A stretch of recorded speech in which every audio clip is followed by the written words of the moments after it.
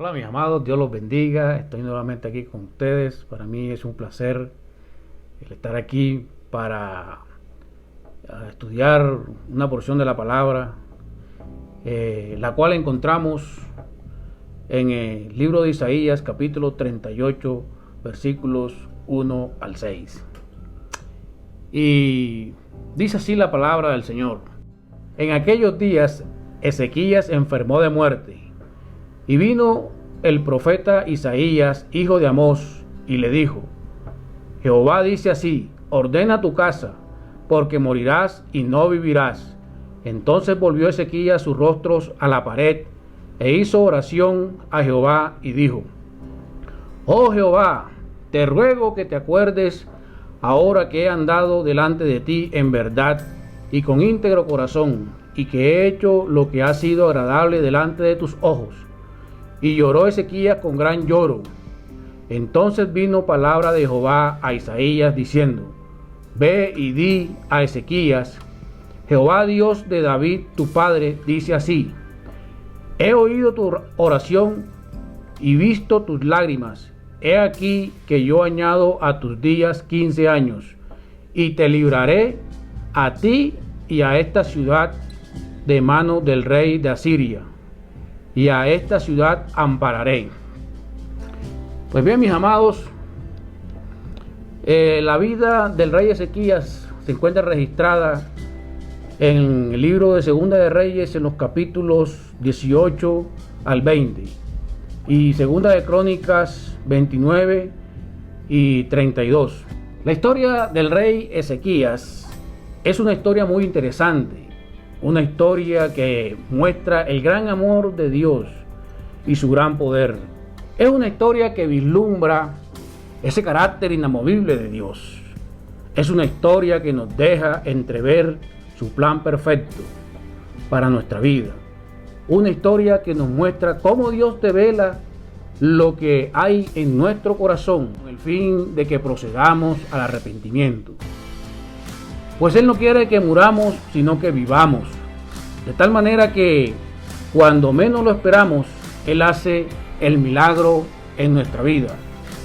Y el título de esta enseñanza es Un milagro inesperado. Ahora, mis amados, ¿qué es milagro? Esta palabra viene del griego dunamis. Significa poder, capacidad inherente.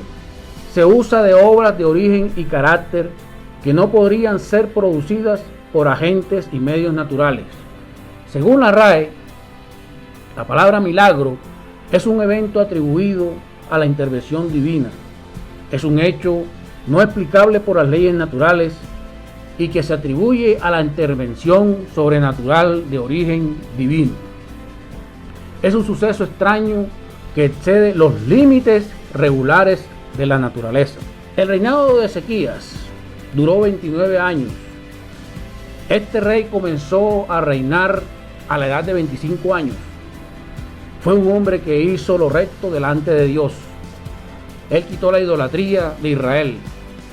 Este hombre quitó los lugares altos, quitó las imágenes, cortó los símbolos de acera y destruyó la serpiente de bronce que había hecho Moisés. Ezequías restableció la oración verdadera en el templo. Fue un hombre que confió firmemente en Dios.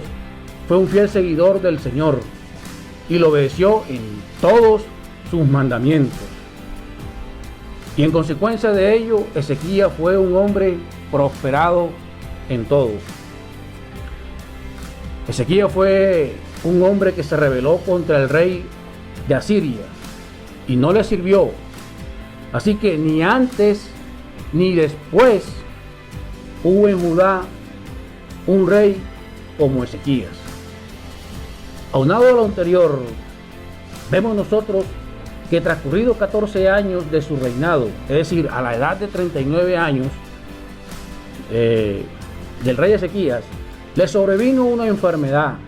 Es decir, durante el tiempo de la invasión de Asiria y antes de la liberación final de Jerusalén, de acuerdo con el contexto, lo más probable es que Ezequías padeciera de un cáncer.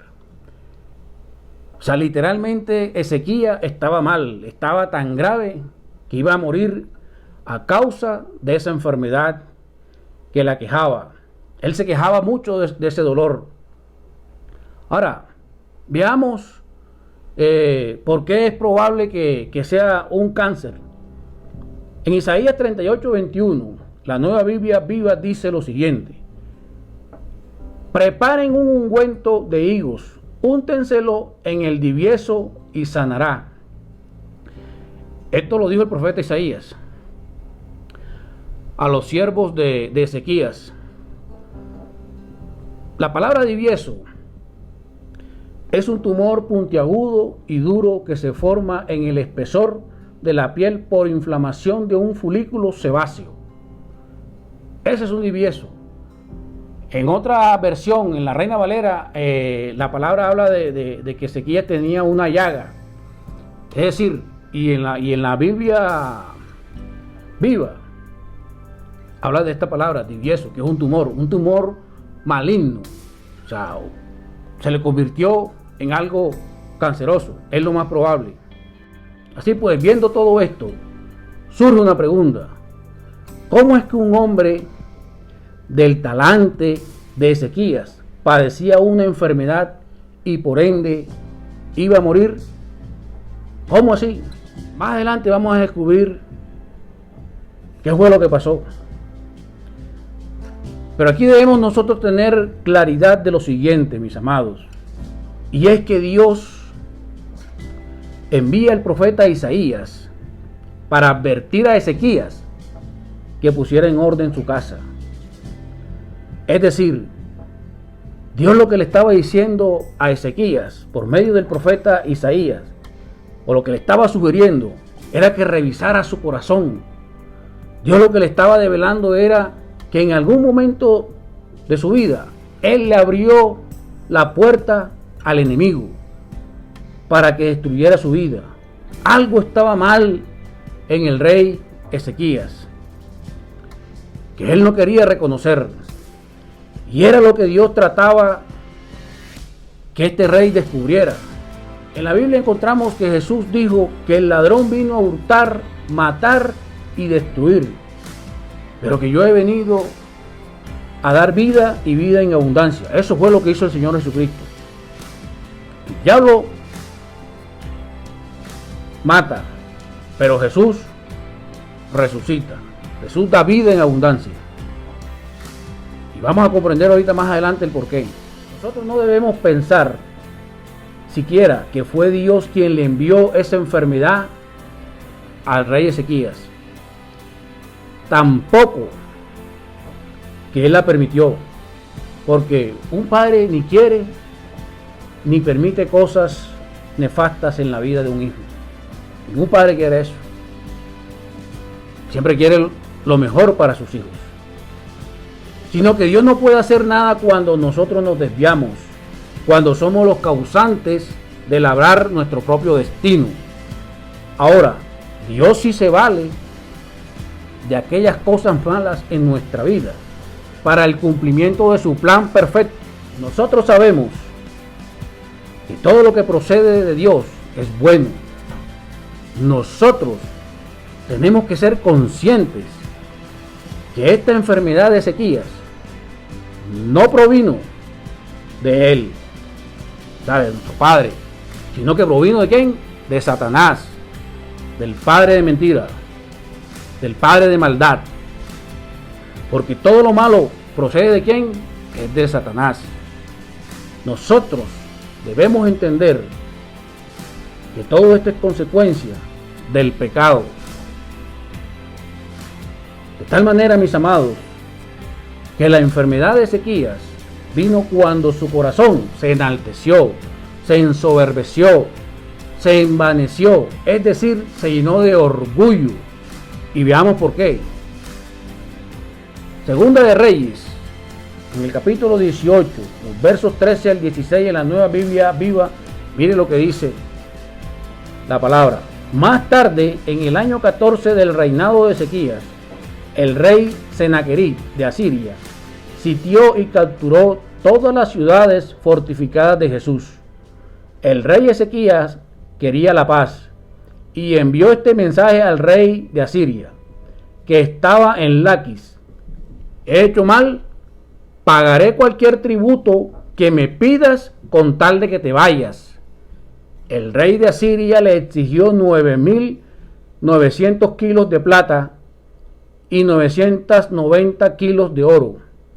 Para reunir esta suma, el rey Ezequías tomó toda la plata que había en el templo del Señor y en la tesorería de la casa del rey.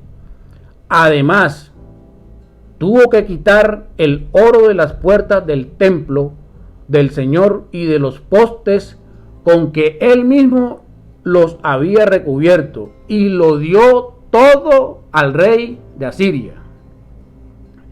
Fíjense ustedes lo que hizo Ezequías. Lo que nosotros observamos aquí es la autosuficiencia, la autoconfianza del rey Ezequías. Lo que aquí nosotros analizamos es una apariencia de superioridad por parte de este rey.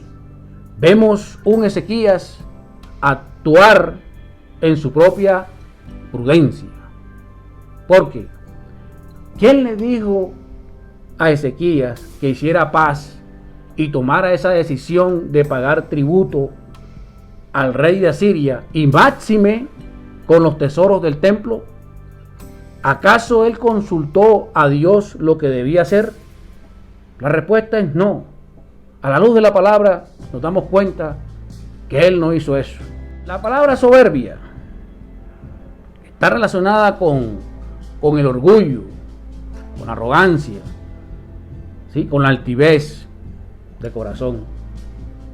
Esta palabra, de acuerdo al diccionario bíblico Vine, es huperefanos y significa aparentando estar por encima de los demás. En el Nuevo Testamento se utiliza siempre en el mal sentido de arrogante, desdeñoso, altivo. Ese es el significado de esta palabra, soberbia, que tiene relación con el orgullo. El orgullo es una enfermedad que mata lentamente nuestra alma y destruye poco a poco nuestra vida. El orgullo es un asesino de relaciones personales, es decir, rompe con la relación con nuestro Padre, rompe con las relaciones de nuestro prójimo, rompe relaciones de amistad, rompe relaciones amorosas, con todo tipo de relación. Eso es lo que hace el orgullo.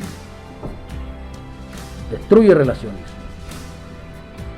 El orgullo es el espíritu de Leviatán. Es la causa de todos los males. Pues fue el pecado que llevó a Satanás a rebelarse contra Dios. El orgullo es la causa de todos los conflictos en el mundo. Una persona orgullosa es aquella que tiene un exceso de confianza en sí misma. Todo lo que hace, dice, piensa, cree que es perfecto. Lo de otras personas no sirve para nada. Alguien que es soberbio siempre quiere ser admirado y respetado por las cosas que ha hecho o cualidades especiales que tiene. Dicen los expertos que la soberbia puede esconder un profundo significado psicológico relacionado con el miedo y la inseguridad. Ahora, físicamente, este tipo de emoción puede llegar a alterar nuestro cuerpo, de tal forma que nos puede producir una enfermedad con consecuencias tan nefastas como la muerte. Así que si observamos detenidamente detrás del orgullo de Ezequías, se escondía algo más profundo. ¿Y qué era esto? Lo que se escondía en el corazón de Ezequías: el temor.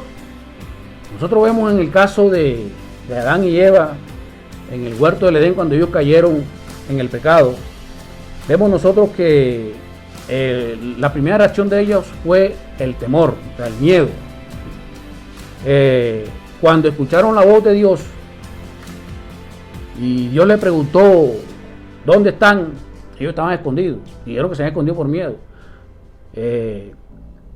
Pero antes de eso, cuando ellos se descubrieron que estaban desnudos, obviamente por miedo a todo lo que creía en ellos que Dios podía hacer, pero Dios no le iba a hacer nada, ellos lo que hicieron fue que en su propia prudencia, en su parecer, vinieron y realizaron o cosieron hojas de higuera y se las pusieron encima. Eso es lo que causa el temor. Nos lleva a nosotros a realizar ciertas acciones orgullosas. Toda persona orgullosa esconde sus miedos detrás de esta emoción negativa y destructiva. ¿Cuál es miedo?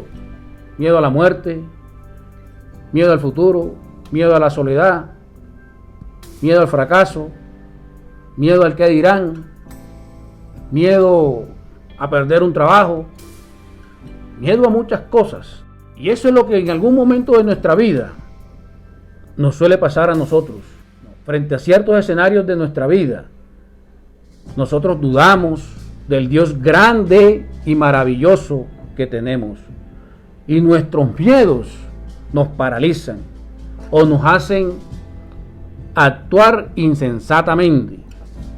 Cuando esto suele ocurrir, dejamos a Dios de un lado y decidimos no conforme a su voluntad, sino según nuestro propio parecer. Es decir, tomamos decisiones en nuestra propia cordura.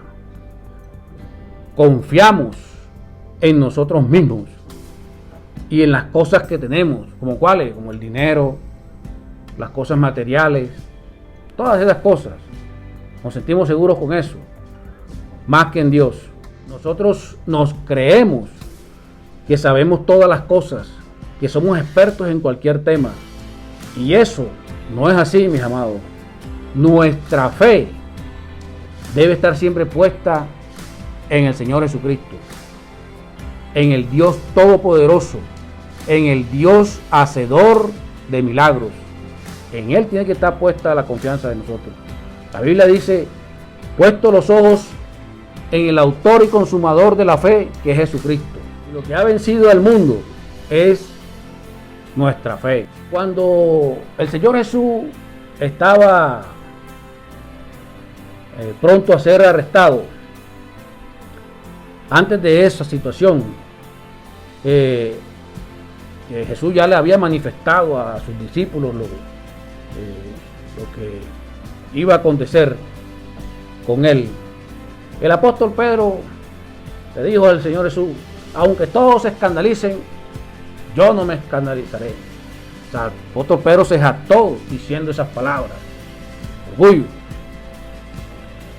Sin embargo, vemos nosotros a un Pedro cuando una vez arrestan a Jesús y que todos sus discípulos se dispersaron, lo abandonaron por temor, por miedo también a que fueran arrestados. Vemos nosotros también que el apóstol Pedro huyó también, escondiéndose.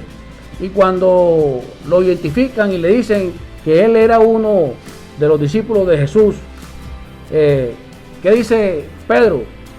Lo negó. Negó al Señor Jesús. El apóstol Pedro llegó a tal punto de decir malas palabras, de maldecir y todas esas cosas en ese momento de la negación del Señor Jesús. ¿Y por qué lo hizo? Porque vemos nosotros a Pedro ahí lleno de miedo. Eso fue lo que pasó con Pedro. Entonces el miedo nos conlleva a eso, actuar insensatamente, actuar de una manera orgullosa.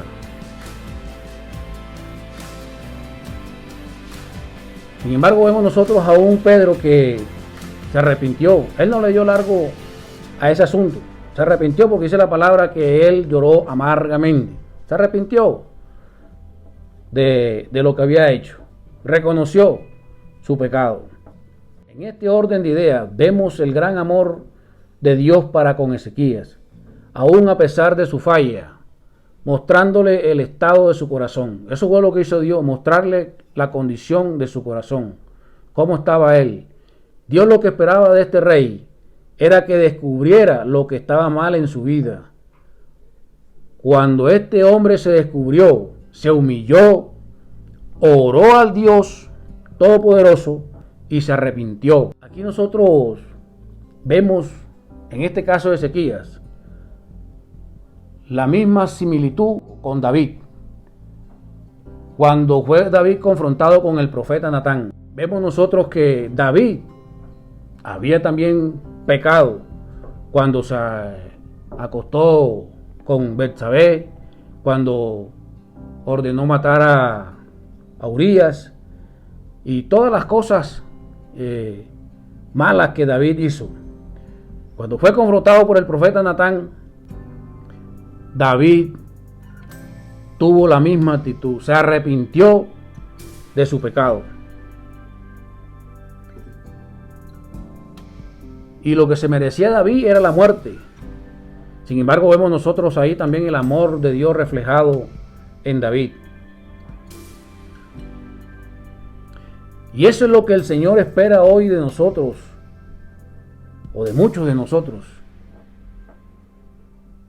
Así que tenemos que revisar nuestra vida y ver en qué estamos mal, en qué estamos fallando. La Biblia dice que si confesamos nuestros pecados, Él es fiel y justo para perdonar y limpiarnos de toda maldad. El Señor Jesús dijo que aprendamos de Él, que es manso y humilde de corazón. Nosotros debemos de andar humildemente el resto de vida que nos queda en este mundo. Debemos andar nosotros como anduvo el Señor Jesucristo, en humildad. Aunado a lo anterior, encontramos que Dios vio el corazón contrito y humillado de Ezequías, de tal forma que escuchó su clamor. Por tanto, Dios a través del profeta Isaías le dijo que añadiría 15 años más a sus días, lo cual significa que no iba a morir, sino que viviría.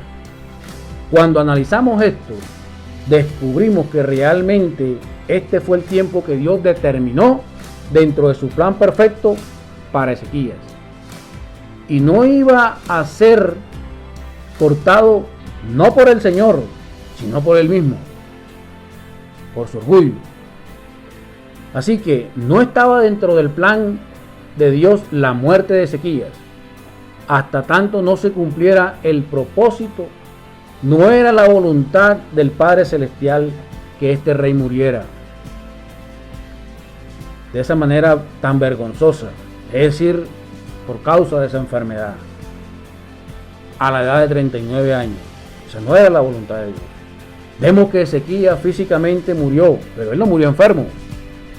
Así lo registra la Biblia. Y murió a la edad de 54 años.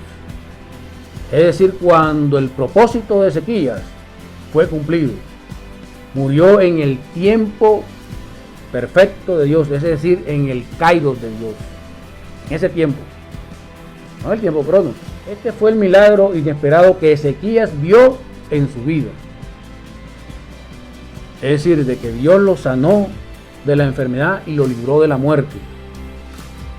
Y si Dios hizo el milagro con él, también lo hará con nosotros, porque somos sus hijos y nos ama con amor eterno. El milagro más grande que Dios hizo en nosotros fue el de la resurrección.